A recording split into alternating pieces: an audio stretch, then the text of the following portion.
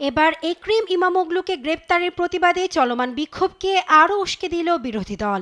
Erdogan প্রশাসনের রক্তচক্ষুকে উপেক্ষা করেই সরকারপন্থী কোম্পানিগুলোকে বয়কটের ডাক দিয়েছে তুরস্কের বিরোধী দল, যে তালিকায় আছে হোল্ডিং কোম্পানি, কফি চেইন সহ টেলিভিশন চ্যানেলও।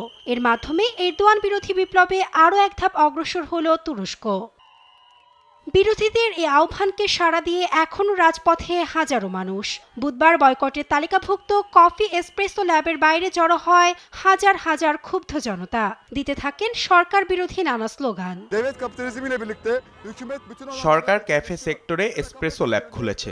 এসপ্রেসো ল্যাবের মাধ্যমে গ্রাহকদের কাছ থেকে আসা অর্থ রাষ্ট্র তার নিজস্ব প্রতিষ্ঠানে পাঠায়, আর এ অর্থ ব্যবহার করে চলছে আমাদের উপর দমনপীড়ন। আমি মদ পছন্দ করি, কিন্তু ট্যাক্স বেশি বলে আমি মদ কিনি না। এতে টাকা সরকারের কোষাগারে যাচ্ছে না। সত্যি বলতে আমরা সরকারের ঘনিষ্ঠদের দেউলিয়া করার চেষ্টা করছি। তাদের দেউলিয়া হতে দিন, দেখা যাক তার ন্যূনতম মজুরিতে চলতে পারে কিনা।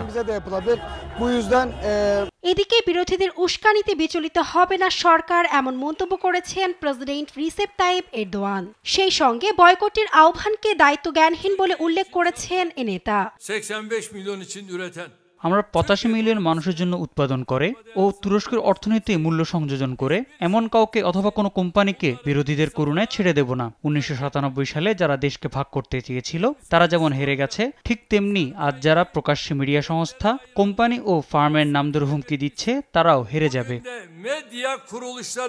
চলমান বিক্ষোভের ভেতর ইস্তাম্বুলের অন্তর্বর্তীকালীন মেয়র নির্বাচিত হয়েছেন ইমামোগলু রিপাবলিকান পিপলস পার্টি সিএইচপির নেতা নুরি আসলান। ভোটে প্রতিদ্বন্দ্বিতা করেন প্রেসিডেন্ট এরদোয়ানের জাস্টিস অ্যান্ড ডেভেলপমেন্ট পার্টির প্রার্থী জেইনেল আবেদিন ওকুল। প্রথম ও দ্বিতীয় দফা ভোটাভুটি শেষে উভয় প্রার্থী প্রয়োজনীয় 2/3 সংখ্যাগরিষ্ঠতা অর্জন করতে না পারায় তৃতীয় দফার ভোট গ্রহণ শুরু হয়। এতে সবশেষ 177 ভোট পেয়ে বিজয় নিশ্চিত করে নুরি আসলান।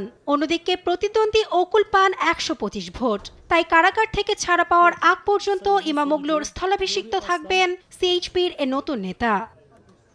নাসরিন আক্তার, নিউজ ডেস্ক, দেশ টিভি।